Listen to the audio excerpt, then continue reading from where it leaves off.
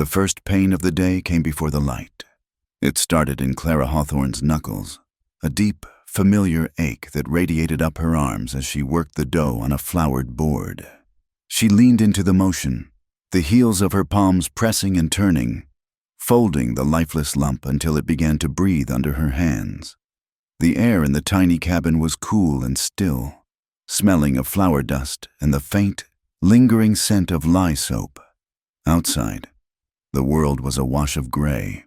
The silhouette of the church a hard, black shadow against the pre-dawn sky.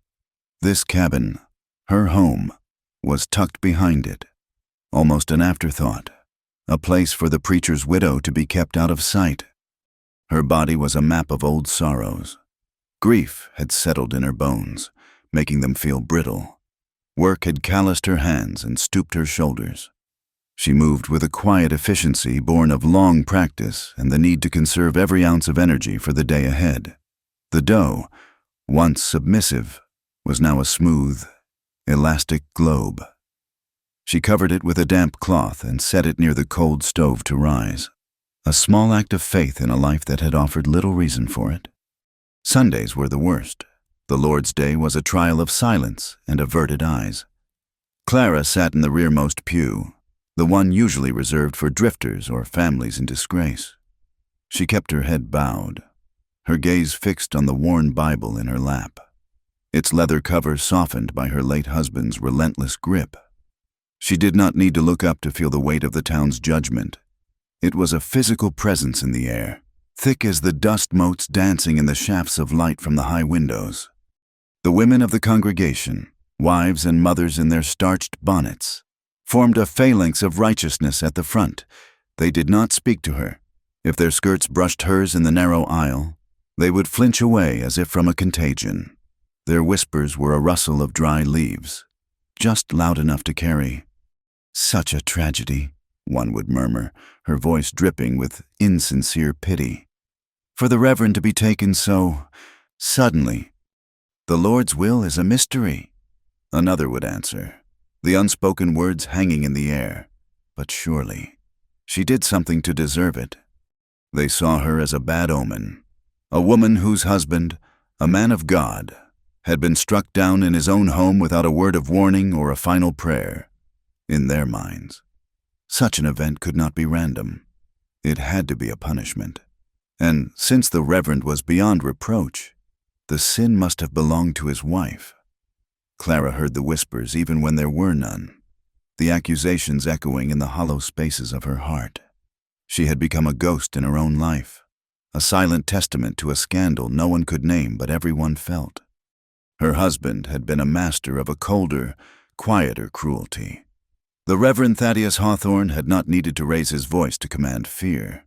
His control was in his gaze, a pale, unwavering blue that assessed her every move for signs of sin. He saw wickedness everywhere, in a glance held a second too long, in a loaf of bread that did not rise high enough, in the wildflower she once dared to tuck behind her ear. She remembered one afternoon, years ago, when the sun had been warm on her face as she hung the laundry. A song, a simple, foolish tune from her childhood, had bubbled up from some forgotten place inside her, and she had hummed it without thinking. He had appeared at the cabin door, his face a mask of grim disappointment. "The heart of the wicked is a fountain of frivolous things," he had said, his voice as soft and sharp as a shard of glass. He had not struck her. He never did, not where a bruise might show. Instead, he had taken her by the arm, his fingers a cage around her wrist, and led her into the dark cabin. He made her kneel on the hard planked floor, her Bible open to the Psalms, and commanded her to pray for forgiveness until the sun went down. Her knees had ached, her stomach had rumbled with hunger, but it was the silence that had broken her, the silence of a God who did not answer, and a husband who watched her penance with cold satisfaction. He had quoted scripture like a blade, carving away pieces of her until all that was left was a hollow, obedient shell. He had isolated her, convincing her that the world outside their door was a mire of temptation and that he was her only salvation. When he died, she had not been freed. she had only been left alone in the prison he had built. The town of Redemption was a place that clung to its name, a dusty collection of buildings huddled against the vast, indifferent prairie. It was a place where people came to escape their pasts or to live out their quiet, righteous lives. Strangers were a disruption, a question mark. So, when Eli Thatcher rode in, the town took notice. He was not like the farmers who came in for supplies, their faces ruddy and open. He was lean and weathered, his clothes coated in the dust of a long road. He moved with a coiled stillness, his eyes missing nothing. He rode a tired-looking buckskin and had nothing with him but a saddle roll and the pistol holstered low on his hip. Sheriff Brody met him outside the saloon. The lawman was a barrel-chested man who believed trouble could be avoided if you met it head-on. "Passing through?" Brody asked, his voice casual but his eyes hard. The stranger dismounted, his movements economical. "Looking for work." "What kind of work?" "The kind that pays." His voice was low and raspy, as if he did not use it often. The sheriff took in the man's worn boots, the hard set of his jaw, the way he stood as if ready for a fight or for flight. "There is fence that needs mending out by the church, some other odd jobs, but I will tell you this. Mister, this is a quiet town. We aim to keep it that way. You make any trouble, and your stay here will be short and unpleasant." The stranger simply nodded. "Name's Eli Thatcher." "Just keep to your work, Thatcher," the sheriff said, and walked away, leaving Eli alone in the dusty street. Eli took the job. The pay was meager, but it came with the use of the abandoned barn behind the church for a place to sleep. From sunrise to sunset, he worked under the relentless sun, his world shrinking to the rhythm of his labor, digging post holes, stretching wire, the solid thud of the hammer driving nails into wood. The work was honest and hard, and it kept his thoughts at bay.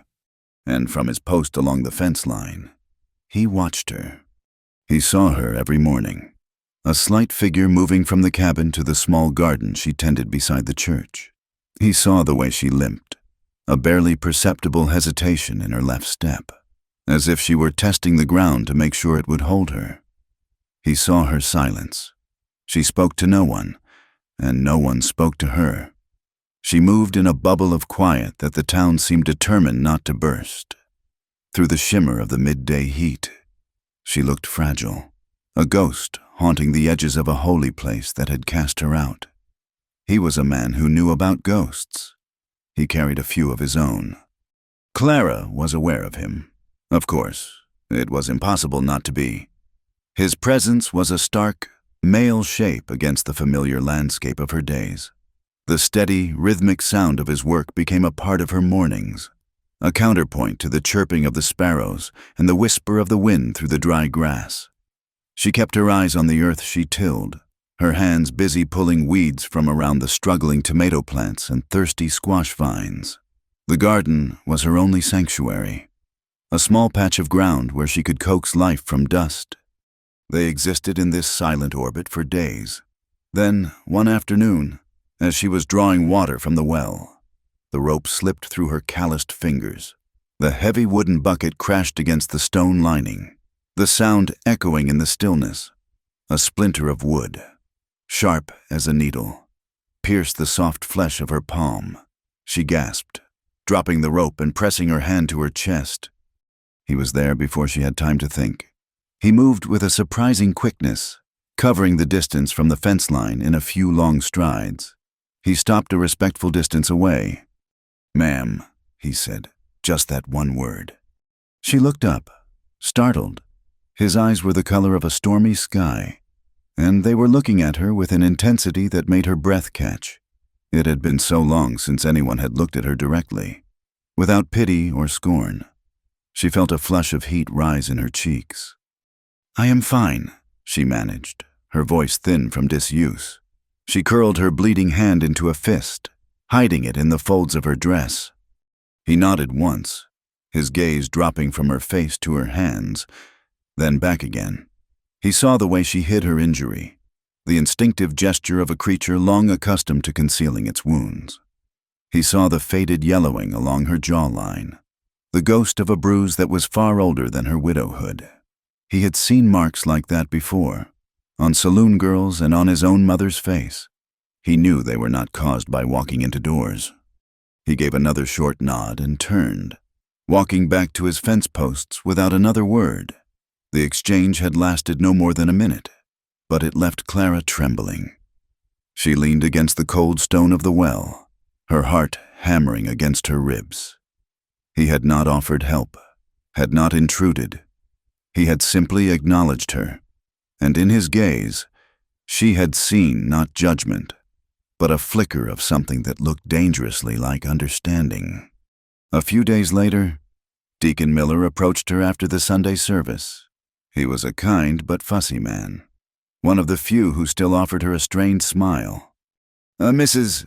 Hawthorne," he began, wringing his hands. "A small request. The Thatcher fellow, the one mending the fences, a hard worker, to be sure, but the sole of his boot has come clean off. He has the needle and all, but no proper place to sit and do the work out of this blasted sun." The deacon gestured vaguely toward her cabin. "I was thinking, since your cabin is right here, it would be a Christian kindness to allow him the use of your porch for an hour or so, just to mend his boot."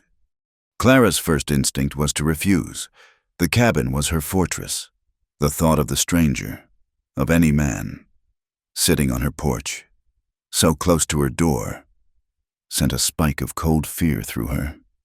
She remembered Thaddeus, his voice low and menacing, warning her about the weakness of women and the predatory nature of men. A virtuous woman keeps to her own home and does not invite the serpent in. But she saw the deacon's expectant face. To refuse such a small kindness would only fuel the town's gossip, confirming her as cold and uncharitable. It was a choice between two fears. "Of course," she whispered, the words tasting like ash in her mouth. "He may use the porch." She retreated into her cabin, bolting the door behind her. She watched through a crack in the curtains as Eli Thatcher approached. He did not look at the cabin, but at the worn wooden steps of the porch. He sat down, his back to her door, and pulled the broken boot from his foot. He worked in silence, his head bent over his task, his hands deft and sure as he stitched the thick leather. He was a contained presence, taking up no more space than was necessary. He did not try the door. He did not peer in the window. He mended his boot, put it on, and left. The whole time, Clara stood frozen behind her curtain, her body rigid with a tension she had not felt since her husband was alive. When he was gone, she sank onto a chair, her legs too weak to hold her.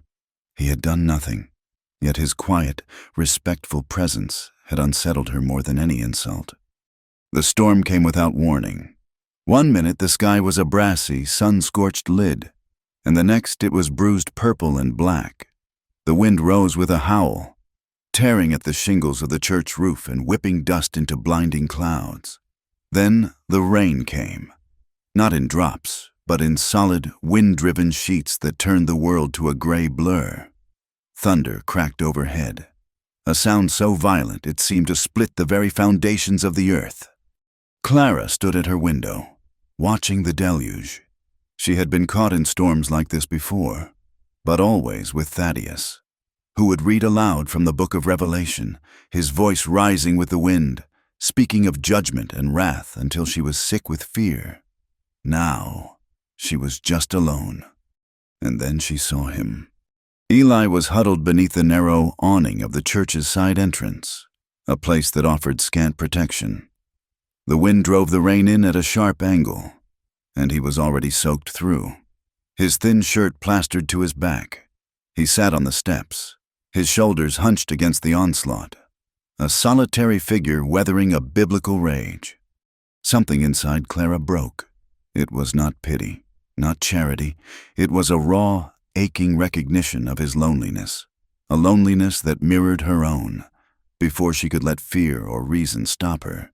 She unbolted her door and stepped out into the churning wind. The rain hit her like a fist, plastering her thin dress to her skin in an instant. "Mr. Thatcher!" she yelled over the roar of the storm. He looked up, his face grim, rain streaming from his hair.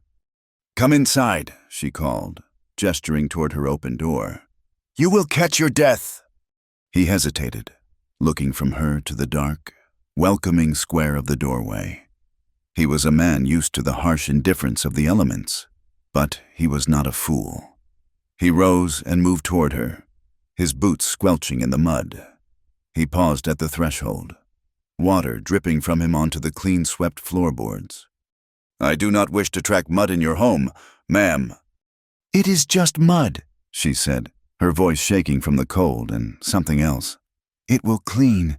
Please, come in." He stepped inside, and she quickly shut the door, closing out the storm's fury.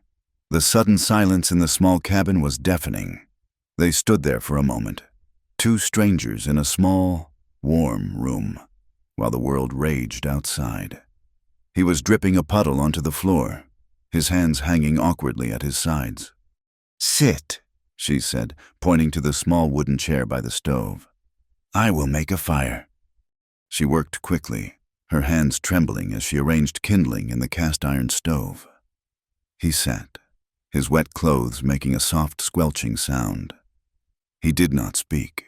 He just watched her as she struck a match and coaxed a small flame to life. Soon, a welcome warmth began to spread through the room.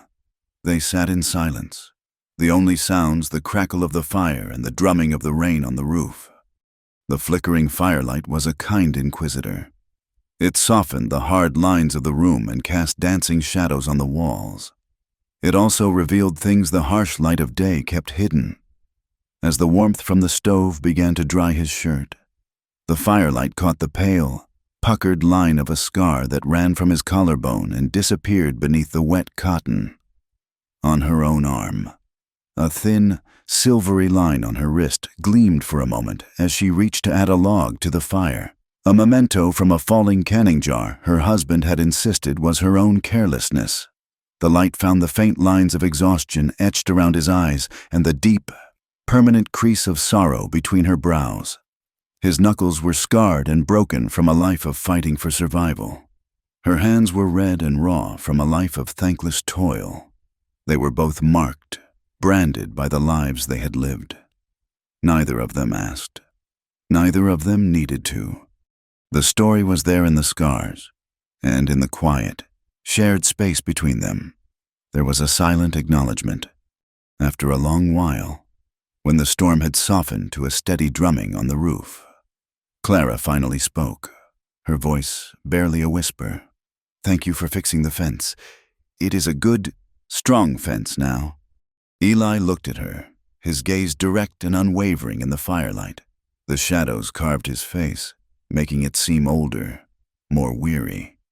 He was quiet for a long moment before he answered, his voice a low rumble. "Did not do it for thanks." He said nothing more, but the words settled in the small room, heavy and true. He had not done it for the deacon's meager pay, or for the town's approval. He had done it for some other reason, a reason he did not name but that she felt in the weight of his gaze. And as he looked at her, his expression was a strange and unsettling mixture. There was a kindness there, a gentleness she had never known from a man. But there was something else, too, something dark and wild, a flicker of an emotion that did not belong in a churchyard or in the home of a preacher's widow. It was a look that felt, all at once, as dangerous as sin and as comforting as salvation. The storm passed, but it left the air charged, heavy with unspoken things. The ground drank the rain and the sun baked it hard again, and the silent dance between Clara and Eli resumed. Only now it was fraught with a new, dangerous awareness. The town, which saw everything, began to see them. The next Sunday was worse than all the ones that had come before. As Clara slipped into her place in the last pew, her fingers brushed against the rough wood and felt a change in its texture. She looked down, scratched deep into the dark oak. Carved with the tip of a nail or a knife were two words, "Which widow?" The breath left her body in a painful rush. The letters were crude, angry. She stared at them. The accusation, a physical brand on the space she occupied. She felt 100 pairs of eyes on her, though she dared not look up to confirm it. A hot, prickling shame washed over her, so potent it made her dizzy. She wanted to flee, to run back to the shelter of her cabin and bolt the door, but her legs felt like stone. To run would be an admission of guilt, so she sat, her back ramrod straight, her gaze fixed forward, the ugly words burning into her mind. Pastor Allen took the pulpit. He was a young man, sent to replace her husband, and he was terrified of the town's powerful matriarchs. His sermon that day was on the deceit of Eve and the inherent weakness of woman. He spoke of widows who, freed from the guiding hand of a husband, might stray from the path of righteousness and become susceptible to the whispers of the devil. As he spoke, his eyes slid across the congregation, but they skittered past Clara's pew, refusing to land on her. His refusal to meet her gaze was a louder condemnation than any sermon. He was abandoning her to the wolves to save himself. After the service, the whispers were no longer whispers. They were spoken in clear, cold voices just as she passed. Ought to be cast out. Brought a curse on her own husband. Now she means to bring one on the town. That drifter she keeps. A demon always finds a willing vessel. Clara walked through the gauntlet, her head held high, her face a pale, still mask. She did not run. She walked with the deliberate, careful steps of someone crossing a frozen lake, terrified the ice might crack at any moment. Eli had finished the fence. He now took on any odd job he could find. He mucked out the livery stables, repaired a sagging porch for the blacksmith, and patched the roof of the general store. The work kept him fed and bought him another day, another week, in redemption. It also gave him a vantage point, from a rooftop or a stable door. He could watch the town, and he could watch Clara. He kept his distance. He knew that any move he made toward her would be like throwing oil on a fire. The town was already watching them, connecting them, weaving a narrative of sin around two lonely people. So he watched from afar, a silent, grim guardian. He saw the women turn their backs on her at the market. He saw a child, emboldened by his mother's sneer, throw a clod of dirt that landed near her skirt. He saw the rigid set of her shoulders and the way she never, ever cried where anyone could see. But at night, he heard her. The walls of her cabin were thin, the barn where he slept only a stone's throw away. In the deep, heavy silence of the prairie night, sounds carried. He would lie on his bedroll, staring into the darkness, and hear the muffled sounds of her weeping. It was a choked, desperate sound, the grief of someone who had held it in for so long it was tearing her apart from the inside. Each sob was a blow to his own chest. He would clench his fists in the darkness, a helpless rage building in him. He knew what it was to be alone and hated. He knew the sound of a soul breaking. One evening, unable to bear the confines of the barn, Clara walked out toward the creek that snaked behind the church grounds. The sun had set, leaving streaks of bruised purple and soft pink in the sky. The air was cooling, and the sound of the crickets was a comfort. She needed a space that did not have walls, a place where her grief did not feel so suffocating. As she rounded a bend, screened by a thicket of willows, she saw him. Eli was kneeling by the water's edge, his back to her. His shirt was off, wadded on the ground beside him. The fading light caught the taut lines of his back and shoulders, a landscape of muscle and old scars. He was leaning over the creek, splashing water on his side. She saw the dark stain against his skin before she saw the water run pink from it. He was hurt. Her first instinct was to turn, to melt back into the shadows. This was a private moment. This was his pain, not hers. She had enough of her own.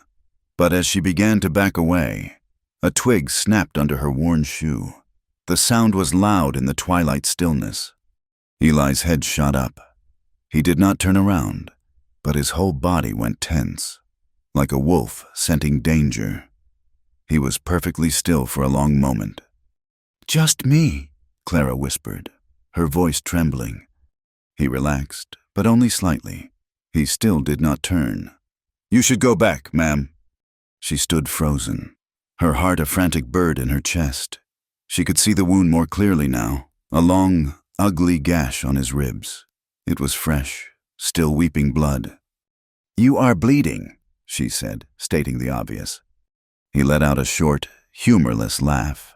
He finally looked over his shoulder at her, his face shadowed and grim. "Ain't the first time I've bled for someone who didn't want me." The words were a puzzle, but their bitterness was plain. They hung in the air between them, a confession of some past hurt she could not begin to guess at. She saw him wince as he tried to clean the cut again. The loneliness of the gesture, of a man tending his own wounds by a creek at dusk, pierced her carefully constructed defenses. "Let me," she said, the words coming out before she could stop them. She took a hesitant step forward. He watched her approach, his stormy eyes wary. He was not a man who accepted help easily, but as she knelt beside him on the damp earth, he did not pull away. "I have a clean cloth," she said, fumbling in her apron pocket for the handkerchief she always carried. "And the water is cool." He gave a curt nod, a silent permission. Her hands trembled as she dipped the cloth into the creek. The water was cold against her skin. She wrung it out and reached toward him. Her fingers brushed against his bare side as she pressed the cloth to the wound. His skin was warm, his muscles tensing at her touch. She flinched, but she did not pull her hand away. She held it steady, gently cleaning away the blood and grime. He was utterly still, his breath a quiet hiss. They were so close she could feel the heat radiating from his body. The world shrank to the space between them, to the feel of his skin under her fingertips, the scent of dust and sweat and blood. It was a terrifying intimacy, more real and profound than anything she had ever known with her own husband. When she was done, she drew her hand back slowly. "It needs stitching," she said, her voice low. "I will manage," he replied gruffly. She nodded, not wanting to push. She rose to her feet, her legs unsteady. "Good night, Mr. Thatcher." "Clara," he said. His voice was rough. It was the first time he had used her name. She paused, her back to him. "Thank you," he said. She did not answer. She walked back to her cabin, her whole body trembling. She could still feel the shocking warmth of his skin on her fingertips. The confrontation came 2 days later, in the one place in town Clara could not avoid, Miller's General Store. She needed flour and salt, and her supplies were gone. Taking a deep breath, she pushed open the door, the little bell above it announcing her arrival with a cheerful, mocking jingle. The store was a cluttered haven of smells: coffee beans, cured meat, kerosene, and bolts of calico. A few women were gathered near the counter, their conversation stopping the moment they saw her. Mrs. Gable, a widow whose piety was as sharp and unyielding as her bony face, turned and fixed Clara with a venomous glare. "Well, Mrs." Gable said, her voice loud enough for everyone to hear, "look what the wind blew in. I thought this was a respectable establishment." Clara ignored her, walking toward the back of the store where the flour barrels were kept. She focused on her task, her hands scooping the flour into a sack, but she could feel their eyes on her back.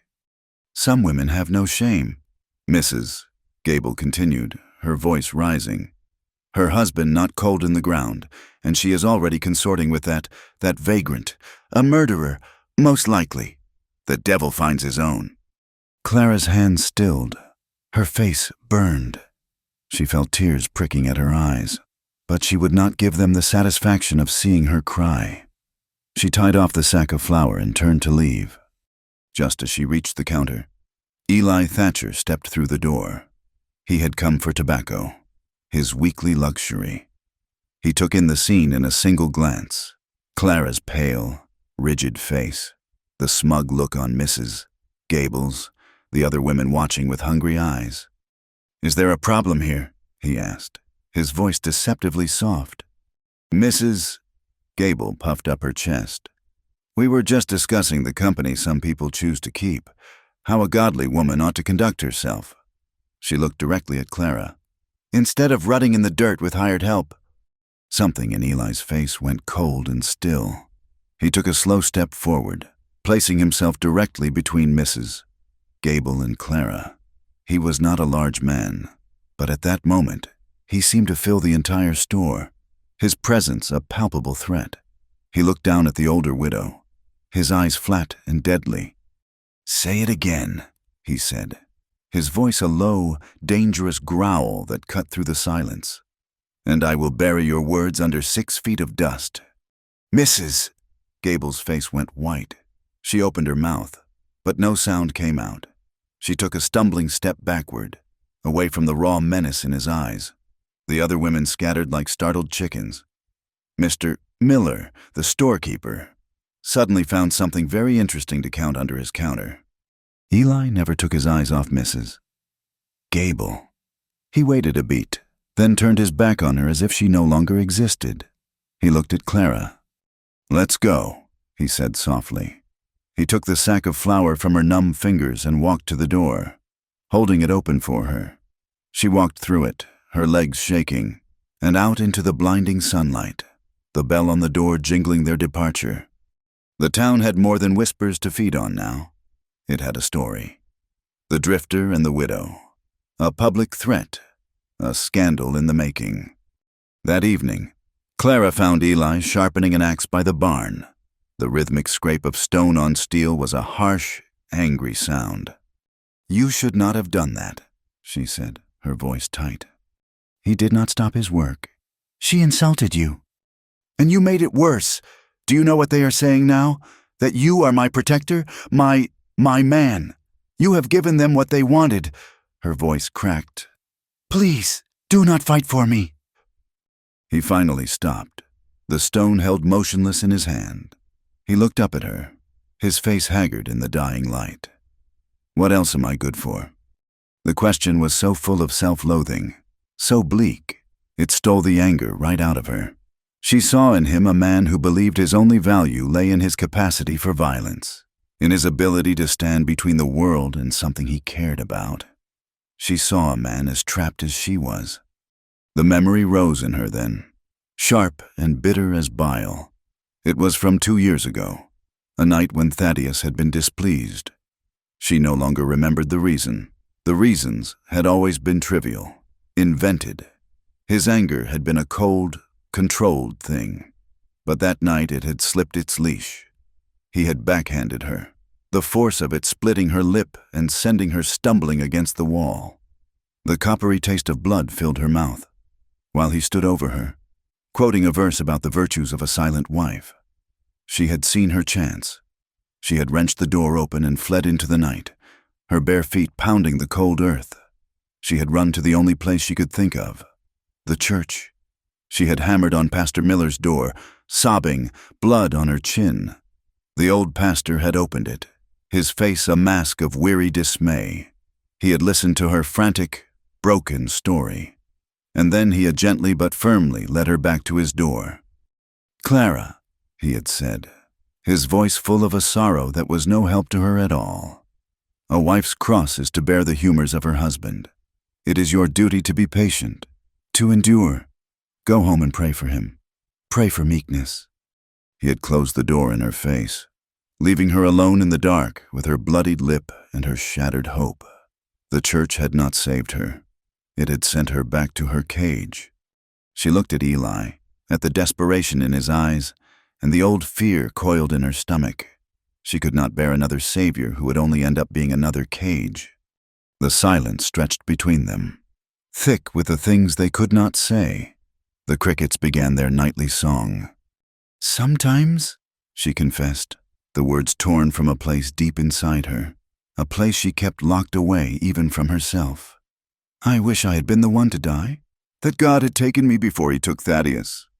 Eli looked at her, and there was no pity in his eyes, only a profound and chilling understanding. He set the axe down carefully. "I think I was already dead before I met you," he answered, his voice raw. In that moment, they were not a widow and a drifter.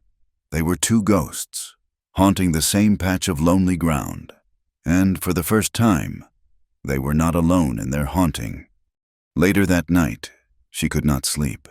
The moon was a sliver of bone in a sky full of stars. She stepped outside her cabin, into the cool air. He was there, standing in the shadows by the new fence, as if he had been waiting. He walked toward her, and she did not retreat. He stopped just before her, so close she could see the faint starlight reflected in his eyes. The world was utterly silent. He slowly raised his hand, and she flinched, an old, ingrained reflex.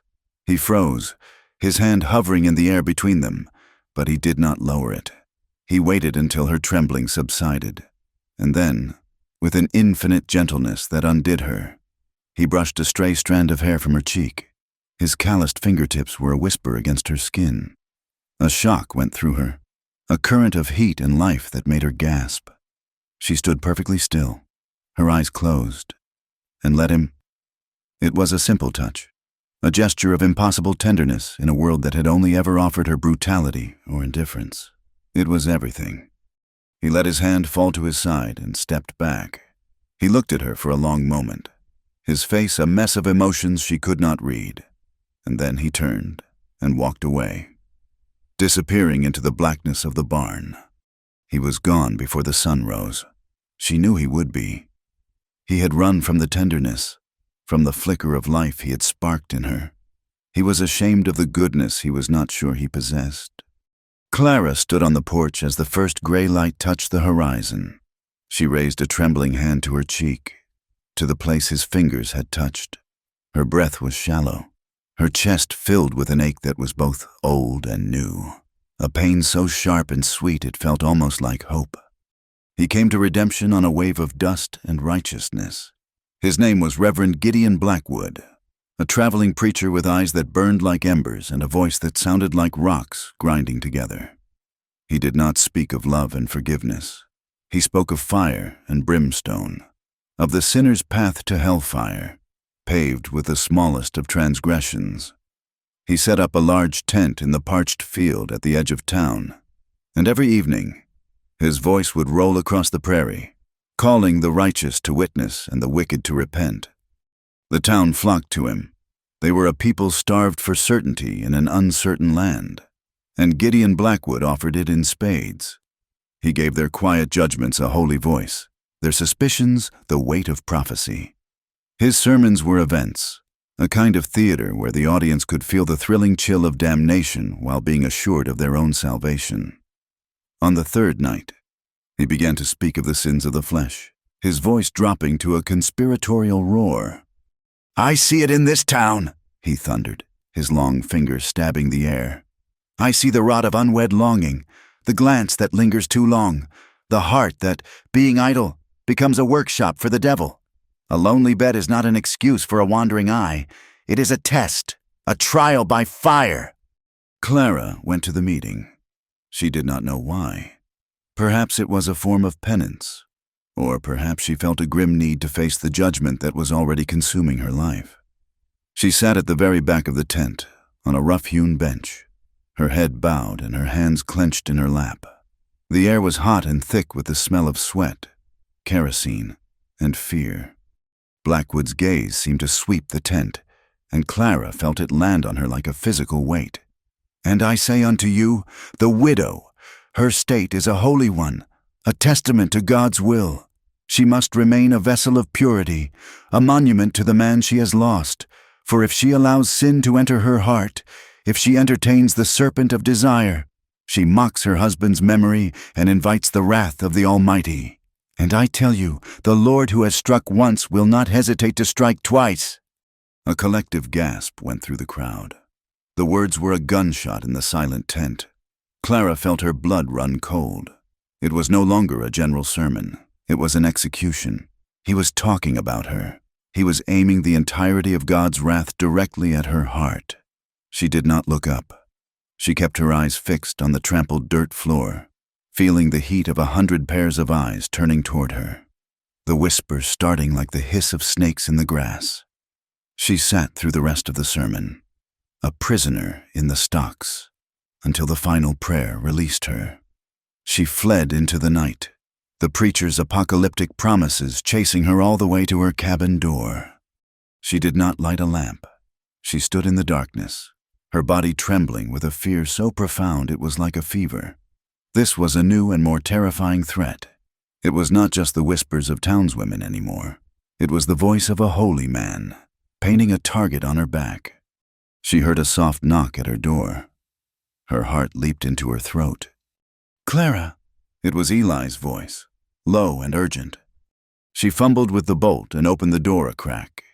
He stood there, a dark shape against the moonlight, his face a grim mask. "I heard," he said. It was not a question. She pulled him inside and shut the door, leaning back against it as if to hold the world at bay. "They will drive me out," she whispered, her voice ragged. "Or worse, he was talking about me, about us." "There is no us," he said, but his voice lacked conviction. "They see one," she countered, a hysterical laugh bubbling in her throat. "That is all that matters. I'm afraid. Eli, I am so afraid of being seen with you." He was silent for a long time, the space between them humming with tension. He looked at the single window, a pale rectangle of moonlight in the dark room. "Then meet me where no one looks," he said finally, his voice rough. "Meet me where there are no eyes to judge. In the wild." The suggestion was madness. It was dangerous and reckless and the very thing the preacher had been railing against. It was also the only thing she wanted in the world, to be somewhere with him where her name was not Witch Widow and his was not Drifter, to just be Clara, to just be Eli. "Where?" she breathed. "The canyon grove, south of the creek, an hour after moonrise."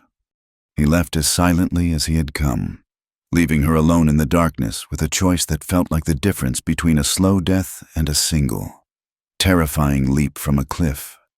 The next night, she took the leap, with her heart hammering against her ribs.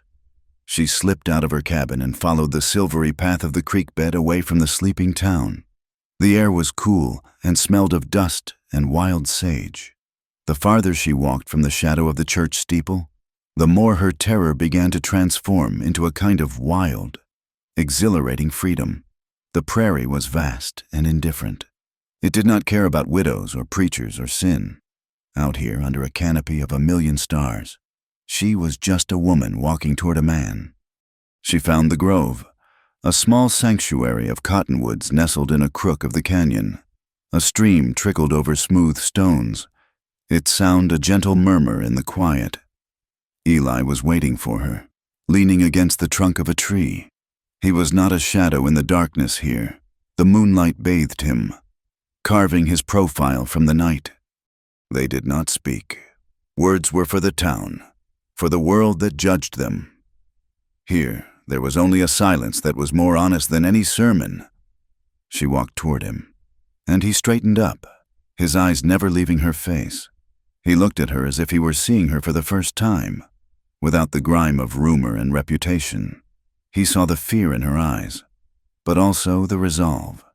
He saw the woman she was, not the widow she was supposed to be. He raised his hand, the same way he had that night by the fence, but this time she did not flinch.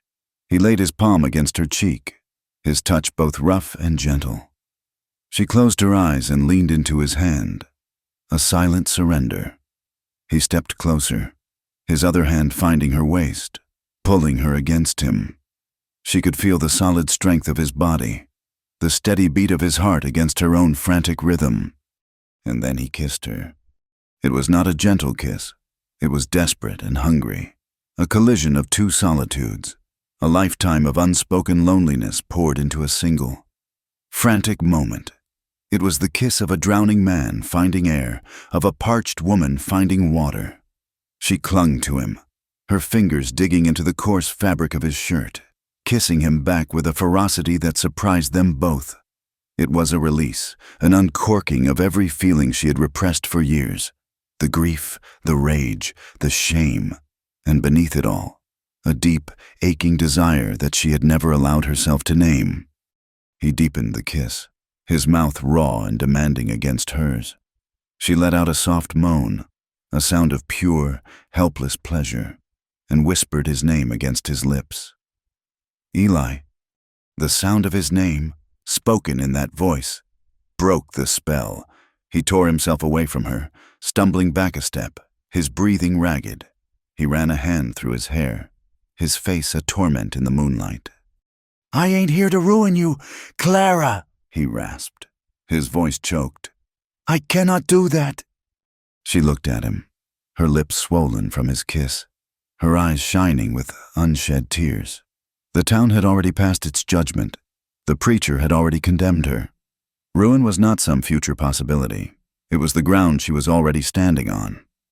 "I am already ruined," she whispered, the words a simple, devastating truth. That broke him. The last of his resistance crumbled. He crossed the space between them in a single stride and swept her into his arms.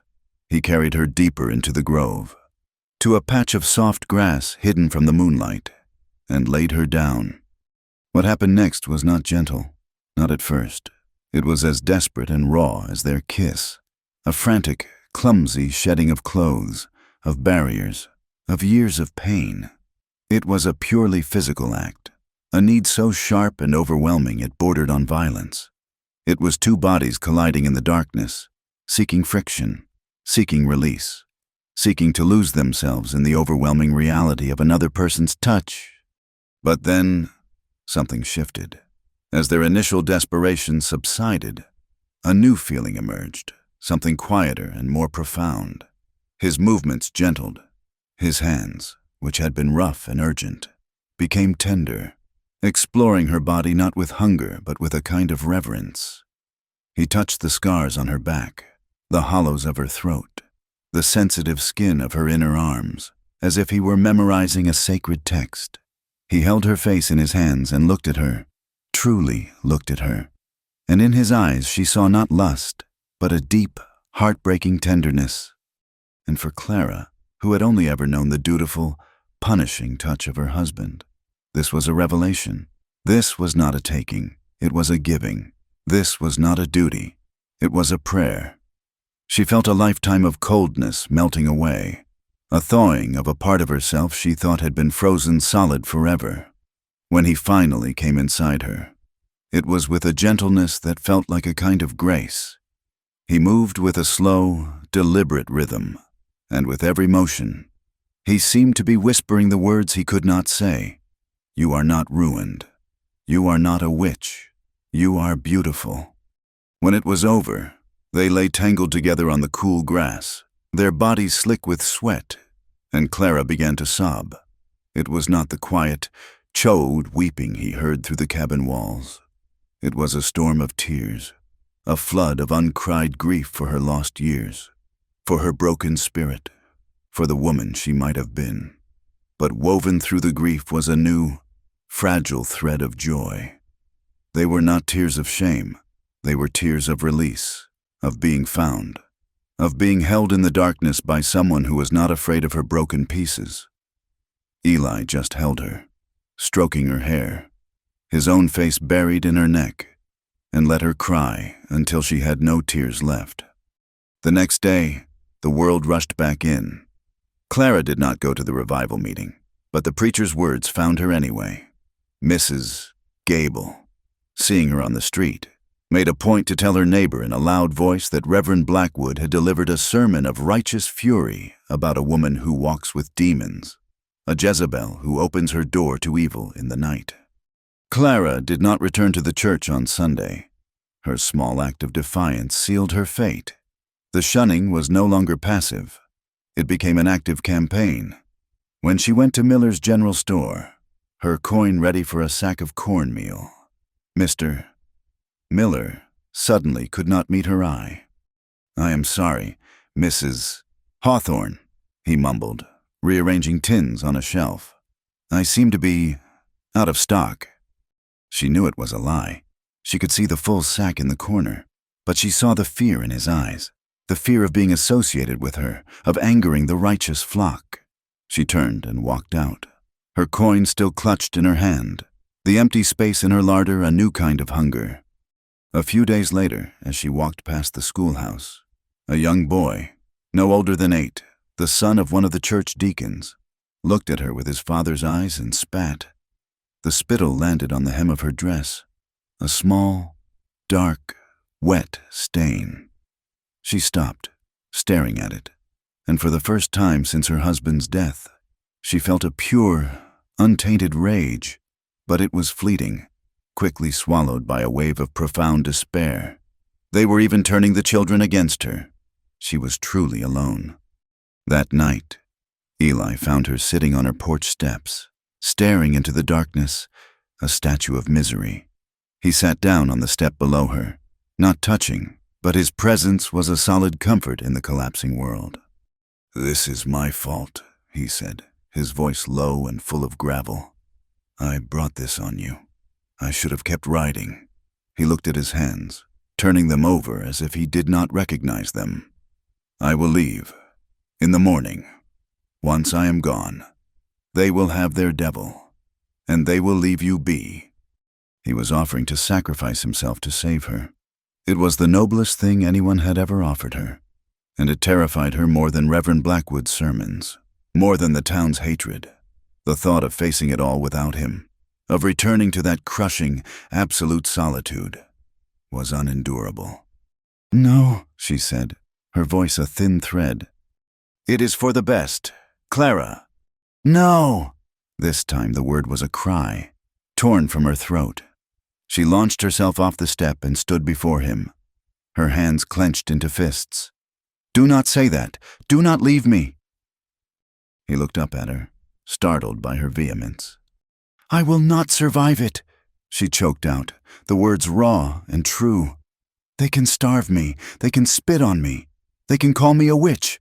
I can bear all of it, but I cannot bear being alone again. Do not leave." The scream had broken something in her, some last restraint. The fear was gone, replaced by a desperate, reckless need. She knelt before him, grabbing the front of his shirt. Her face was inches from his, her eyes wild in the moonlight. She was not asking for salvation. She was demanding a fellow sinner. "They say we are damned," she breathed, her voice dropping to a fierce whisper. "They say God is watching, waiting to strike me down." She leaned closer, her breath warm against his face. "Touch me like you ain't afraid of God. Eli, touch me now." It was a dare. It was a prayer. It was a plea. He stared at her, his own demons warring in his eyes. He saw the cliff she was standing on, and she was begging him to jump with her. With a groan that was half pain and half surrender, he stood, pulling her up with him. He backed her against the rough, unforgiving wall of the church, the symbol of all her torment. Its cold, judgmental wood pressed against her back. He pinned her there with his body, his hands framing her face, his thumbs stroking her cheeks. He was trembling, a violent shudder that ran through his entire body. He looked from her wild eyes to her parted lips, and he saw not a fallen woman, but his own last, desperate chance at life. "I'll sin for you," she moaned, the words a promise and a release. And in the shadow of the house of God, he did. The days that followed were lived in a strange, suspended silence. They had sinned against the church wall, and the act had created a new world, one that consisted only of the two of them. They did not speak of it. They did not need to. It existed in the way he looked at her from across the churchyard, a look of fierce possession and profound tenderness. It existed in the way her breath caught when she saw him, a jolt of feeling so intense it was almost pain. They moved in the orbit of a shared secret, a dangerous gravity that pulled them closer even as the town worked to tear them apart. The town's hostility was now a constant, grinding pressure. But it was Sheriff Brody who brought the outside world crashing in. He found Eli repairing a wheel for the blacksmith, his hands covered in grease. The sheriff did not come with his gun drawn. He came with a piece of paper, a folded, worn handbill. He stood over Eli, casting a long shadow. "Thatcher," he said, his voice flat, "I need a word." Eli slowly wiped his hands on a rag and stood up, his body tensing. He looked the sheriff in the eye. Brody unfolded the paper. It was a wanted poster, years old by the look of it, the drawing a crude but recognizable sketch of a younger, leaner Eli. Says here a man by the name of Elias Thatcher was party to a bank robbery over in the Nebraska Territory. 5 years back. Eli's face was unreadable. He did not look at the poster. He kept his eyes on the sheriff. Says the take was over $2,000. Brody continued, his voice low. It also says no one was killed. A clerk was knocked about some, but no killing. He folded the paper and tucked it into his coat. Funny thing about old paper like this. Sometimes it finds its way to a town when folks get concerned about a newcomer. He paused, letting the words hang in the air. Is there anything you want to tell me, Thatcher? Eli looked past the sheriff, his gaze finding the distant shape of Clara's cabin. He was silent for a long moment. Then he looked back at Brody. The poster says what it says. He did not deny it. He did not confirm it. He simply let the accusation stand. The sheriff nodded slowly. I reckon it does. As you know, I do not like trouble in my town.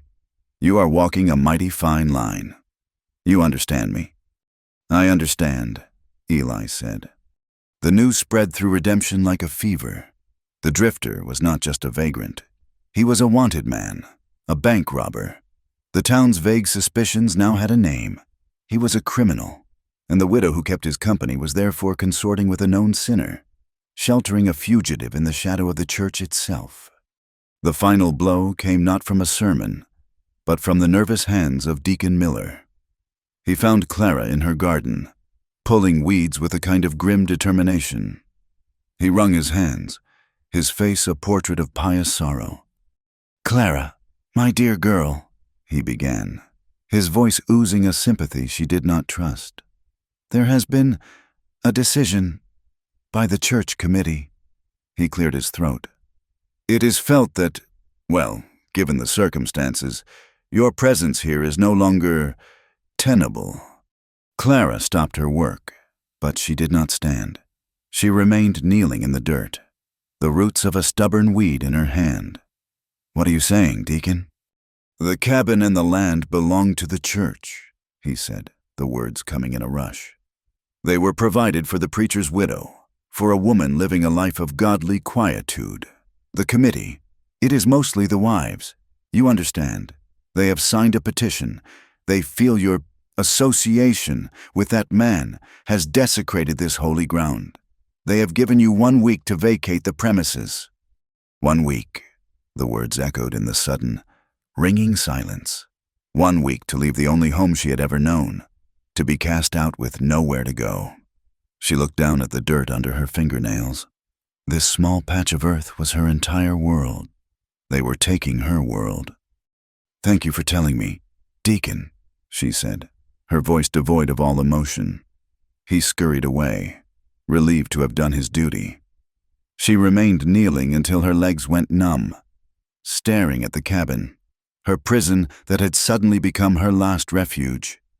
When she told Eli that night, his face hardened into a mask of cold fury. He did not rage. He did not curse. He went very still, and that stillness was more frightening than any shout. They will not put you out, he said, his voice a low growl. I will not let them. There is nothing you can do, she said, her voice hollow. It is their land, their law. Then we do not need their law, he said. He began to pace the small confines of her cabin. A caged animal. There is a gold shipment, comes through the North Pass every month. Lightly guarded. With that money, we could go anywhere. California, Oregon, a place where no one knows our names. A place where they cannot touch you. Clara stared at him, horror dawning in her eyes. Robbery, violence, the very things that had made him an outcast. He was planning to become the man they accused him of being, all for her, for... No, she whispered. Eli, no. It is the only way, he insisted, his eyes alight with a desperate fire. "I can do this! Clara, I can get us out!" "I do not want you to die for me," she cried, the words torn from her. "I do not want blood on your hands because of me. That is not a foundation to build a life on." "What life do we have here?" he shot back. "A slow death by 1,000 whispers. I would rather die on my feet than live on my knees. And I will not let them do this to you." His talk of violence, of blood and money and escape, sent a tremor of an old, familiar fear through her. It threw her back to another night, another man's rage.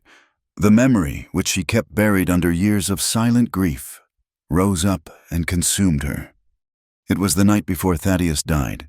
He had found a small tear in his Sunday coat. He accused her of carelessness, of having a slothful spirit. She had tried to defend herself, her voice small, and that had been her mistake. Her defiance, however slight, had cracked his cold composure. He had grabbed the heavy family Bible from its lectern, the one with the gilded edges and the thick leather cover. "The Word of God will teach you submission," he had hissed, his face contorted, and he had raised it. He did not hit her with his fist. He beat her with the Holy Bible. The hard corner of the book caught her on the shoulder, on her back, on her ribs, the Word of God leaving bruises in the shape of Scripture. She had curled into a ball on the floor, not making a sound, waiting for it to be over. When he was finished, he had tossed the book onto the table and stood over her, his chest heaving. "You will meditate on your sins," he had commanded, before turning and going to their bed.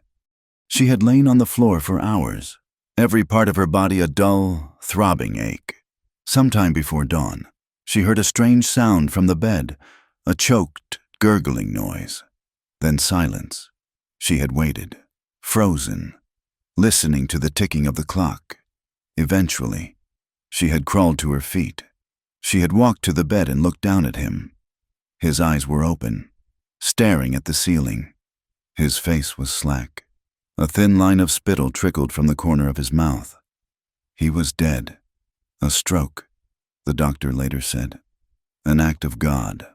She did not scream. She did not cry. She did not run for help. She pulled a chair to the side of the bed and she sat there, watching his body grow cold as the sun came up. She had sat beside his corpse until dawn, a strange, hollow calm settling over her. She had not felt grief. She had not felt relief. She had felt nothing at all. And in that nothingness, there was a terrifying sliver of freedom. Now, seeing the same violent desperation in Eli's eyes, a desperation that was meant to save her, she felt that old coldness return. She could not trade one man's violence for another's, even if it was born of love. The next morning, she walked to the sheriff's office. She needed to know if she had any rights, any recourse at all. Sheriff Brody looked up from his paperwork, his expression wary when he saw her. "Mrs. Hawthorne—" "Sheriff," she said, her voice steady. "I have been told I must leave my home, the cabin behind the church. Is that lawful?" He leaned back in his chair, his gaze measuring her. "The property belongs to the church. If the governing body wants you gone, I'm afraid they have the right. It is a private matter." "So there is no law to protect me?" "The law protects property, ma'am," he said, not unkindly. "And you are not the property owner." He sighed, scrubbing a hand over his tired face. "Listen to me, Clara. I know this town. I know how it works. This is not about the cabin. This is about Thatcher. They want him gone, and they are using you to do it." He leaned forward, his voice dropping. "My advice to you, for your own good, is to stay away from him. Let him drift on, and in a month, maybe 2, this will all blow over. They will forget, and you can have your quiet life back." She stared at him, at the simple, impossible solution he was offering. Give up Eli and be allowed to live in her cage again. "Thank you for your time, Sheriff," she said, and turned and walked out, her last hope in the town's law dissolving like smoke. That night, the town's hatred took shape. It came in the form of fire. Clara was woken by a strange orange light flickering against her window. At first, she thought it was the sunrise, but it was too early, and the light was a wild, dancing thing. Then she heard the shouting, the crackle and roar. She threw open her door and the heat hit her in a wave. The old barn where Eli slept was an inferno. Flames licked up the dry timber walls, reaching for the night sky like demonic fingers. A crowd of townsfolk stood at a safe distance, their faces illuminated by the terrible light, watching it burn. No one was forming a bucket brigade. No one was trying to put it out. They were simply watching. And then a horrifying thought struck her. Eli. "Eli!" she screamed, her voice lost in the roar of the fire. She scanned the crowd, her eyes frantic. He was not among them. He was still inside. She did not think. She did not hesitate. The crowd was a wall of silent condemnation, and she ran straight through it. She heard someone shout her name, a cry of alarm, but she did not stop. The heat was a solid wall, blistering her skin, the smoke a choking blanket that filled her lungs. She wrapped the hem of her nightgown over her mouth and nose and plunged through the barn's open doorway into the heart of the fire. Inside was a vision of hell. The air was thick with smoke and flying embers. A heavy beam, engulfed in flames, crashed down from the loft, narrowly missing her. She saw him then, a heap on the floor near the back wall, where a fallen timber had pinned his leg. He was conscious, trying to push the heavy wood away, his face black with soot. "Eli!" she shrieked. He looked up, his eyes wide with disbelief and terror. "Clara, get out! Get out now!" She ignored him, scrambling over burning hay toward him. She put her shoulder next to his and pushed at the beam with all her strength. It was impossibly heavy. Adrenaline surged through her, a strength born of pure desperation. "Now!" she screamed. Together, they heaved. The beam shifted, just enough. He pulled his leg free and staggered to his feet, leaning on her. They stumbled back toward the doorway, toward the square of night that meant safety. The roof groaned above them, a final, terrible sound. They dove through the opening just as the whole structure collapsed inward with a deafening crash, sending a fountain of sparks and fire into the sky. They lay on the ground, gasping for air, their bodies trembling. The crowd stared at them, their expressions a mixture of shock and awe and fear. Clara had not just run into a fire. She had run through them, through their judgment, and chosen him. He pushed himself up, his face grimacing with pain from his burned leg and arm. He looked at her, his eyes blazing in the firelight. He reached out and pulled her into a fierce, desperate kiss. There in front of the entire town, it was a kiss of ash and smoke and survival. When he pulled back, he looked over her head at the silent, watching faces of the townsfolk. His voice was a low, ragged snarl. "If this town wants a devil," he said, loud enough for them all to hear, "I will give them one." Tears streamed down Clara's sooty face, carving clean paths through the grime. She gripped the front of his shirt, her knuckles white.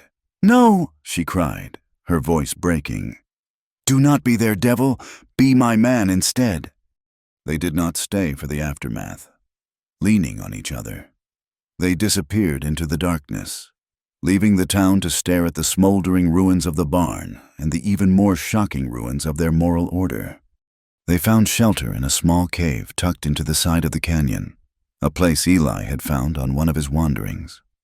For a few days, the world shrank to that small, cool space. Clara tended his burns with cool water from the creek and poultices made from herbs she found nearby. His leg was badly burned, and a nasty gash on his arm was beginning to fester. She tore strips from her petticoat to bandage him, her touch gentle and sure. In the quiet of the cave, they spoke of things they had never dared to before. They spoke of dreams. He told her about seeing the ocean once as a boy, of the impossible size of it, of wanting to see it again. She spoke of a place with green grass and trees so tall you could not see the tops, a place where the earth was soft and not hard and cracked. They spoke of places with no churches, no prying eyes, no committees of wives. They built a fragile world out of words, a future that existed only in the space between them. On the third day, as she was changing the dressing on his arm, he reached into his bedroll and pulled out a worn, heavy revolver. He held it out to her, handle first. She looked at it, her eyes wide. "I cannot." "You must," he said, his voice firm. "I am no good to you like this. If they come for you, if anyone comes for you, you shoot." He closed her fingers around the cool metal grip. "There are 6 bullets in there. Do not hesitate. You just point and pull the trigger. You do it for me. You do it for the place with the tall trees." She held the weapon, its weight a terrible, solid reality in her hand. This was their life now, hiding in caves, a gun for protection. The fragile peace was shattered by a sound drifting on the wind. It was faint at first, then it grew louder, an ugly, rhythmic chanting. Eli pulled himself to the mouth of the cave, peering out. Clara was beside him in an instant. Down below, in the center of town, a new crowd was gathering in the fading light. They could see the flickering of torches, and at the center of the crowd, standing on a wagon bed, was the unmistakable figure of Reverend Gideon Blackwood, his arms raised to the heavens. His voice, amplified by the fury of the crowd, carried up to them on the evening air. The words were indistinct, but one word came through, repeated over and over, a brutal drumbeat. "Witch, witch, witch." The chanting was a heartbeat, a low, guttural pulse that vibrated through the stone of the canyon. "Witch, witch, witch." Clara stood at the mouth of the cave, the cold weight of the revolver in her hand, and listened to her own damnation. Eli was beside her, his face a mask of pale fury, his body rigid with a pain that had nothing to do with his burns. He was a wolf caught in a trap, forced to listen to the hunters closing in on his mate. For 3 days, this small cave had been a world. Now, the world was coming to reclaim them. She looked at Eli, at the lines of exhaustion and agony etched around his eyes. He was willing to become a devil for her, to rob and kill for her. She had asked him to be her man instead, and she was beginning to understand what that meant. It did not mean he would save her. It meant she had to save herself. The town had passed its sentence. Now, she would deliver her testimony. She turned to him, her face calm in the flickering torchlight from below. "Stay here," she said, her voice quiet but firm. "Do not follow me. Promise me. Eli?" "Clara, what are you doing?" he demanded, his voice a raw whisper. "You cannot go down there. They will tear you apart." "They have been tearing me apart for years," she said, "a piece at a time. Tonight, they will have all of me, or none of me." She touched his face, her fingers tracing the line of his jaw. "I am done hiding. I am done being their ghost." She took the revolver from her apron pocket and set it down on a rock ledge. "And I am done with this." Before he could argue, before he could stop her, she turned and began to climb down the rocky path toward the town, toward the sound of her own name being used as a curse. The Sunday service was in full swing, through the tall, arched windows of the church. Clara could see the congregation packed into the pews. They were singing a hymn, their voices rising in a swell of sanctimonious harmony. It was a song about the cleansing blood of the Lamb, and the sound of it made her stomach turn. She did not pause at the door. She did not hesitate. She pushed the heavy oak doors open and walked inside. The hymn faltered, dying in 100 throats at once. The organist's fingers stumbled on the keys, producing a discordant groan that echoed in the sudden, vast silence. Every head in the church turned, every eye fixed on her. She stood in the center of the aisle, her dress smudged with dirt from the cave, her hair unbound and wild around her shoulders. She looked like something that had clawed its way out of the earth. a specter come to haunt the feast. She saw their faces. Deacon Miller's jaw was slack with shock. Mrs. Gable's mouth was a thin, hard line of hatred. Sheriff Brody, sitting in the back, looked merely weary, as if he had been expecting this. And on the raised pulpit, Reverend Gideon Blackwood stared down at her, his face darkening with theatrical fury at this interruption of his sacred rite. Clara began to walk down the aisle, her footsteps the only sound in the cavernous room. She did not look at the faces that turned to track her progress. She looked straight ahead, at the stained glass window behind the altar, a placid, blue-eyed Jesus with his arms outstretched. She walked until she stood directly before the pulpit, a sinner at the foot of her accuser. Then she turned and faced the congregation. She faced them all. "My name is Clara Hawthorne," she began, her voice shaking at first, but gaining strength with every word. "Most of you knew my husband. You called him a man of God. You praised his piety. You admired his strength."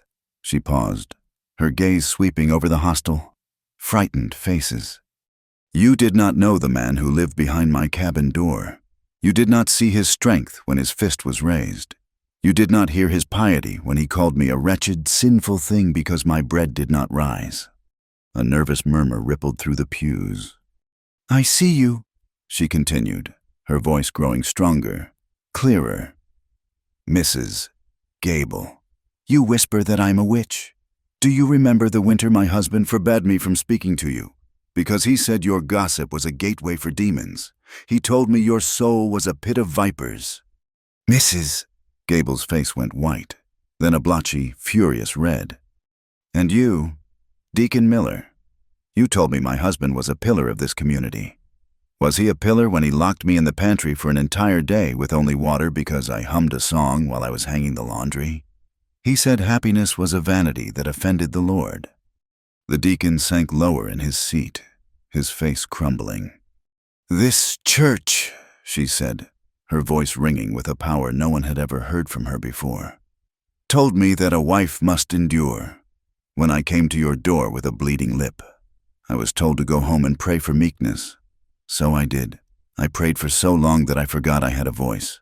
I prayed until I started to believe I deserved the pain. I prayed while he used the word of God as a weapon to beat me, to break me, to keep me small and silent in the dark."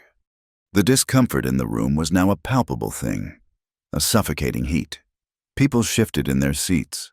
Husbands refused to meet their wives' eyes. This was not a confession they wanted to hear.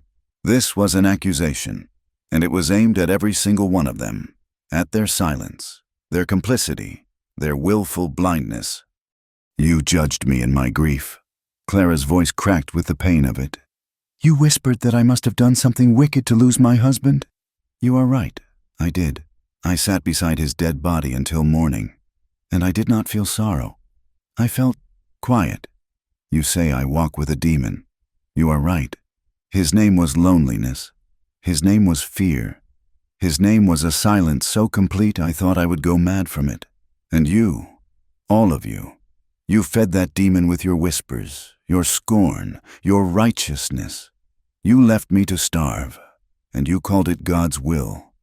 She finally looked up at the man in the pulpit. "And you come here and speak of fire and damnation.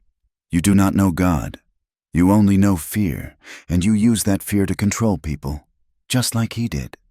Reverend Blackwood's face was purple with rage. He slammed his fist on the pulpit. "Liar!" he roared, his voice a cannon blast in the stunned silence. "Blasphemer! She is a vessel of Satan, sent to poison this flock with her vile, venomous lies. She speaks with the tongue of the serpent." Clara looked at him, and for the first time, she felt no fear, only a vast, empty pity. He was just another man in a long line of men who used God as a shield for their own cruelty. She had said what she came to say. She had spoken her truth into the heart of their temple. She had taken back her own story. Without another word, she turned her back on the preacher. She turned her back on the altar and the blue-eyed Jesus and the silent, watching congregation, and she walked out of the church, her head held high, leaving a shattered, ringing silence behind her. That night, Eli came. He rode his tired buckskin down the center of Redemption's main street, a dark wraith against the moonlight. He was not moving fast. He was not trying to be quiet. He rode with a slow, deliberate purpose that was more menacing than any charge. He had a strip of her petticoat tied around his burned arm, and the gun she had left in the cave was tucked into his belt, its handle worn and dark. He ignored the faces that peered from behind curtained windows, his gaze fixed on the light spilling from the saloon. He found Reverend Blackwood there, holding court, basking in the glory of his victory over the town witch. The preacher was drinking whiskey, his face flushed, accepting the congratulations of a few of the town's more zealous men. Eli dismounted and walked through the swinging doors. The saloon went quiet. Every eye turned to him. He was a grim sight, his face smudged with soot, his eyes burning with a cold fire, his legs stiff from his burns. He walked directly to the table where Blackwood sat. He did not draw his weapon. He simply stood there. "Preacher," Eli said, his voice low and raspy. Blackwood looked up, his arrogance momentarily faltering at the sight of the man before him. "What do you want, sinner?" Eli leaned forward, placing both of his hands flat on the table. His voice was so quiet it was barely a whisper, yet every man in the room heard it. "You are going to stop saying her name. You are going to take your tent and your fire and your hate, and you are going to get out of this town. And if I ever hear you speak the name Clara Hawthorne again, I will cut out your tongue and feed it to you." He straightened up, his eyes as cold and flat as river stones. "Do you understand me?" For a moment, no one moved. Then Sheriff Brody was there, his hand on Eli's shoulder. "All right, Thatcher, that is enough. You are under arrest for threatening a man of the cloth." Eli did not resist. He gave a slow nod, his eyes still locked on the terrified preacher. He had done what he came to do. He let the sheriff lead him out into the night. The jail was a small stone building with 2 cells. Clara came the next morning. The deputy let her in, his eyes full of a new, grudging respect. Eli was sitting on the edge of the cot, his back to the door.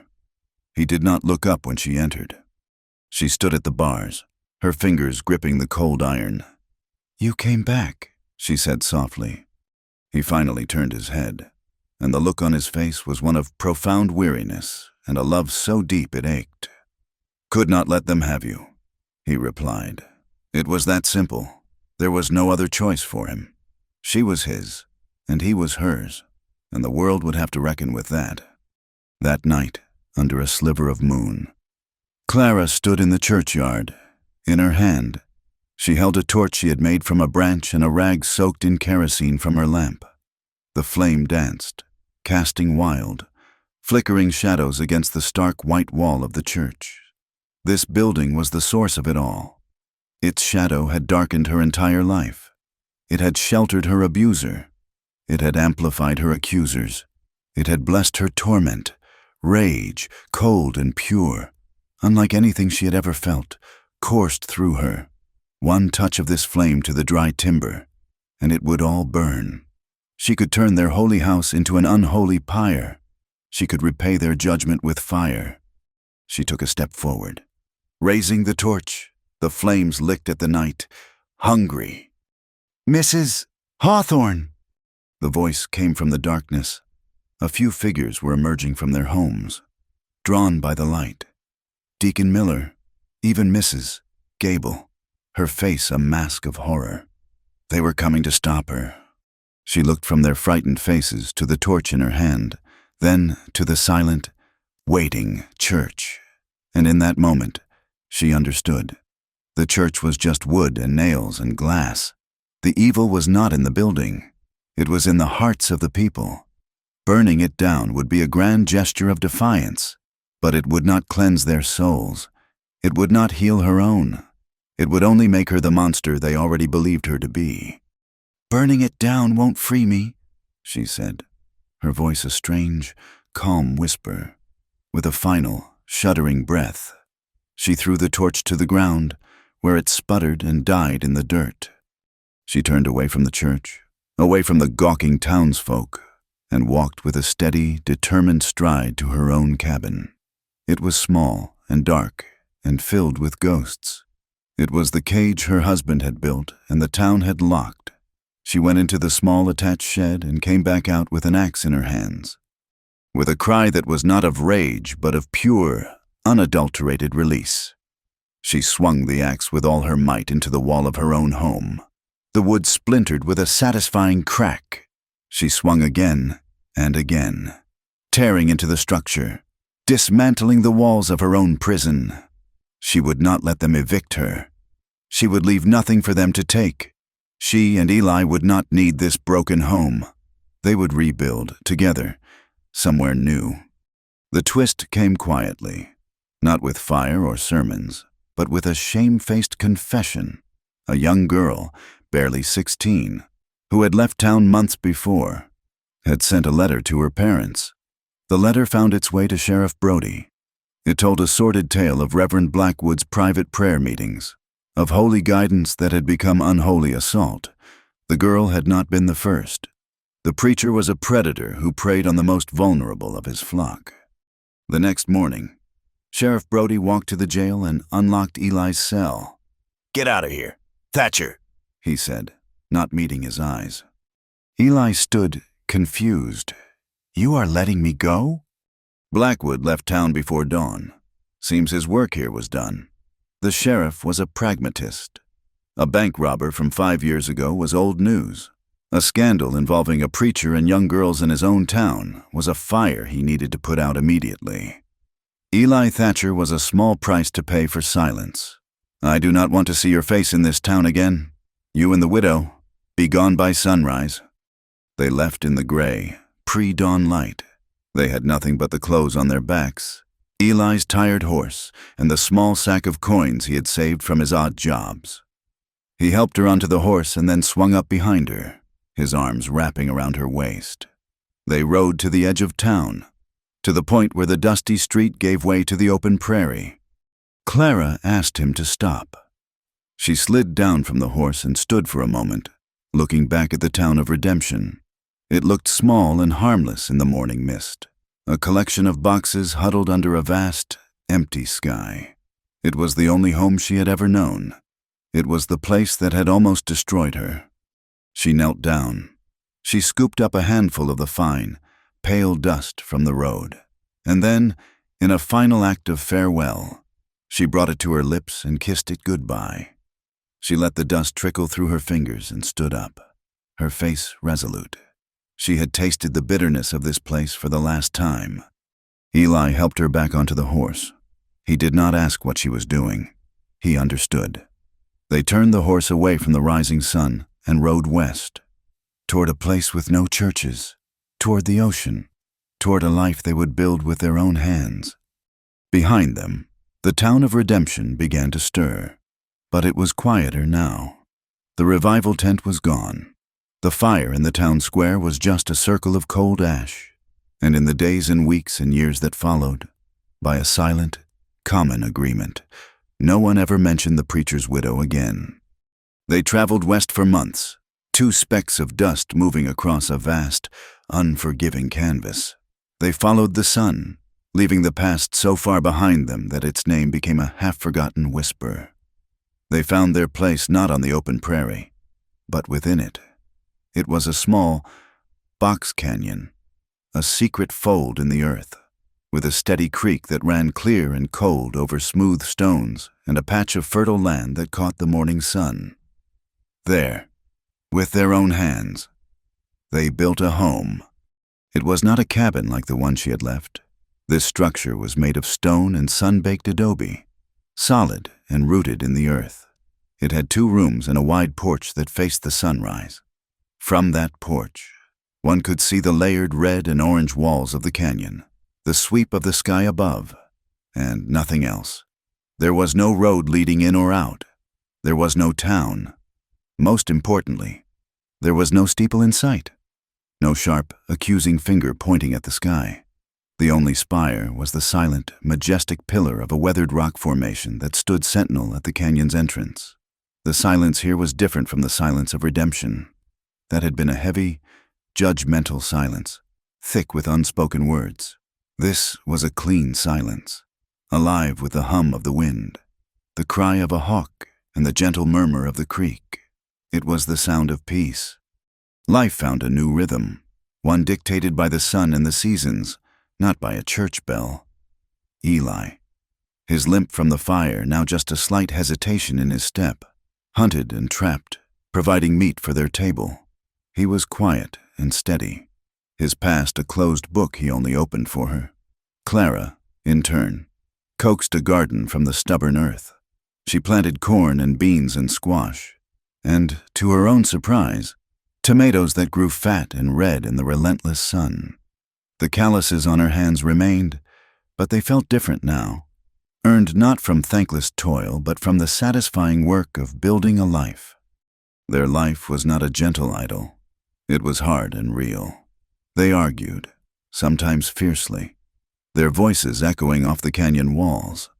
They argued about the best way to patch a leaking roof, about his occasional black moods that would descend without warning, about her habit of working until she was bone-weary. But their anger was a clean fire, burning hot and fast, leaving no lingering smoke of resentment. It was always followed by a quiet reaching for a hand, a shared look that said they were in this together, and they laughed. Clara discovered she had a laugh, a real one, not the timid, breathy sound she had sometimes managed in her old life. It was a full-throated sound of joy, usually brought on by one of Eli's rare, dry jokes or the clumsy antics of a prairie dog. And when the storms rolled in, the thunder rattling the canyon like a giant's fist, they did not cower. They held each other by the light of the fire, feeling the solid walls of their home around them, and waited for the rain to pass.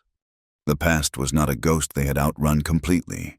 It was a quiet passenger, and sometimes, in the deep of the night, it would wake her. One night, a dream, sharp and vivid, threw her back into the dark cabin behind the church. She was on the floor, the heavy Bible in Thaddeus's hand rising and falling, the sound of it hitting her back a dull, sickening thud. She could smell the lye soap and the old, musty paper. She could feel the cold floorboards against her cheek. She woke with a strangled cry, her body drenched in sweat, her heart a frantic drum against her ribs. Eli was awake in an instant. He did not ask what was wrong. He knew. He simply rolled toward her and gathered her into his arms, pulling her against the solid warmth of his chest. He held her tight, his hand stroking her tangled hair, his voice a low rumble in her ear. "You are here, Clara," he murmured, his breath warm against her temple. "You are safe." She trembled in his arms, the dream clinging to her like a shroud. "I was so afraid," she sobbed into his shoulder. "He was there." "He is gone," Eli said, his voice fierce and soft at the same time. "He is dust, and you are not who he said you were. You are not who they said you were." He pulled back just enough to look at her in the faint moonlight filtering through the window. He cupped her face in his hands, his thumbs gently wiping away her tears. "You are safe now. Not wholly, not ruined, just mine." The words settled over her, a balm on the raw wound of the memory. Not wholly, not ruined. Those were the words of her old world, the labels they had branded her with. Just mine. In his voice, the words were not about ownership. They were about belonging. They were a promise of shelter. She leaned into his touch, her breathing slowly steadying, the frantic beat of her heart slowing to match his. She was safe. She was his. She was home. After the first winter, when the spring came and painted the canyon floor with the improbable colors of wildflowers, Eli announced they were going to town. Not Redemption. A different town. A trading post 60 miles to the south. A place called Harmony. Clara was hesitant, the thought of crowds and strange faces still a source of quiet anxiety. But Eli was insistent. They needed supplies, seeds, and salt. And, he had added with a rare, small smile, she needed a new dress, one that was not gray or black. The town of Harmony was noisy and bustling, a chaotic swirl of trappers, ranchers, and merchants. It had no church. Its central building was a sprawling, busy saloon. For the first hour, Clara clung to Eli's arm, overwhelmed by the press of bodies and the cacophony of voices. But then, a strange thing happened. She began to realize that no one was looking at her. No one was whispering. She was just another woman in the crowd, anonymous and blessedly invisible. Eli bought her a dress. It was made of soft calico, the color of a summer sky, with tiny yellow flowers embroidered on the collar. She put it on in the back of the general store, and when she emerged, Eli just stared at her for a long moment, his face unreadable. He had never seen her in color before.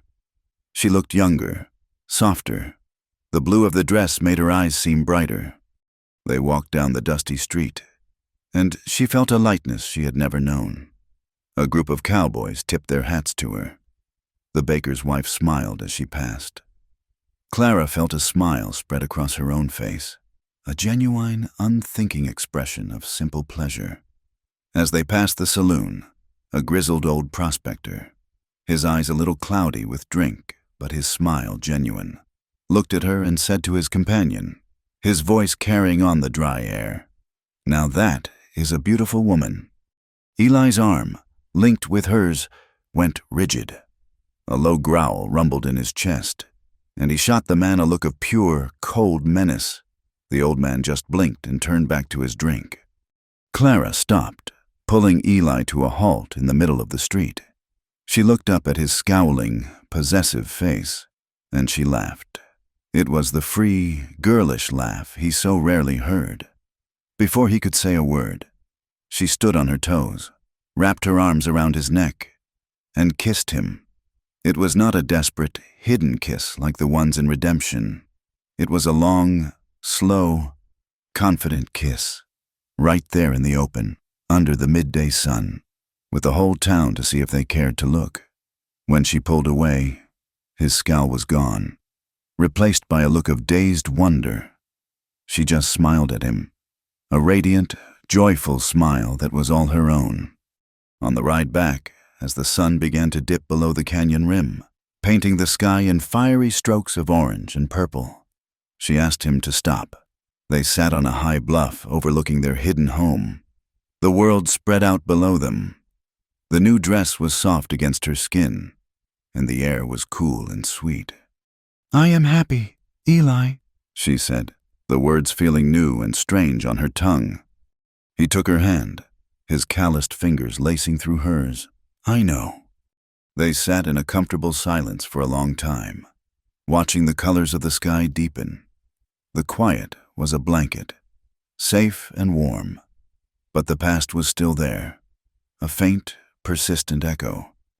"I still hear their voices sometimes," she confessed, her voice barely a whisper. "The preacher, the women, their whispers. I think a part of me will always hear them." Eli was quiet for a moment. He did not tell her she was wrong. He did not offer easy platitudes. He accepted her truth. He squeezed her hand and turned to face her, his stormy eyes serious in the fading light. "Then let me be louder," he said. He leaned in and kissed her. It was a kiss that held the entire journey within it. It was deep and long and endless. It was a promise to fill the silence, to drown out the whispers with a new sound, the sound of his love, his presence, his unwavering belief in her. It was a kiss that said he would stand between her and the ghosts, not to fight them for her, but to stand with her while she faced them. When he finally drew back, she was smiling, a slow, knowing smile. There were tears in her eyes, but they were not tears of sorrow. "You are not my savior," she said softly, touching his rough cheek. "I know that now. You are just the man I chose." He did not need to be her savior. She had already saved herself that day she walked into the church. That night she tore down her own prison. He was her reward, the partner she had earned. He was the man who had stood beside her, unflinching. Later that week, They lay together in a meadow of wildflowers, a carpet of Indian paintbrush and bluebonnets that stretched to the creek's edge. The sun was warm on their bare skin, and the air was heavy with the scent of pollen and earth. They made love slowly, languidly, with a sense of peace that had been absent from all their other encounters. There was no desperation, no defiance, no fear. It was not a sin against a wrathful God or an act of rebellion against a hateful town. It was just a man and a woman, in a place of beauty, expressing a love that was as wild and natural as the flowers around them. It was a quiet celebration of the life they had built, an act of love-making that was as gentle and as sacred as a prayer. A few days later, while Eli was away checking his trap lines, Clara went to the small wooden chest where they kept their few possessions. She took out the old, worn revolver he had given her in the cave. She held it in her hands, feeling its cold, brutal weight. It was a symbol of fear, of violence, of the desperate need to protect herself from a world that wanted to destroy her. It had been her last resort, her only shield against the mob. She did not want it in her house anymore. She took a length of blue ribbon, a scrap left over from the hem of her new dress, and carefully, deliberately, tied it in a bow around the trigger guard. The bright, cheerful color was a stark contrast to the dark, oiled metal of the gun. It was an act of claiming, of taming, of transforming an object of violence into a relic of a life she was leaving behind. She carried it to a spot near the creek, under a young cottonwood tree whose leaves were just beginning to turn gold with the promise of autumn. With her hands, she dug a deep hole in the soft, dark earth.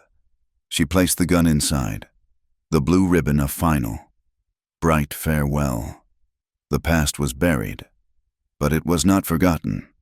It was a part of her story, a part of the foundation of the woman she had become.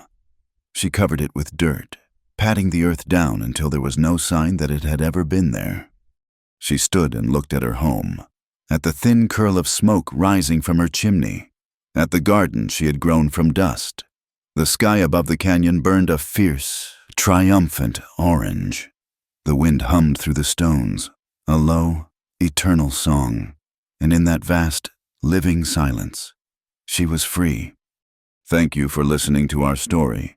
Please comment where you are listening from to connect with others. Subscribe to the From Wild West channel and share your thoughts in English.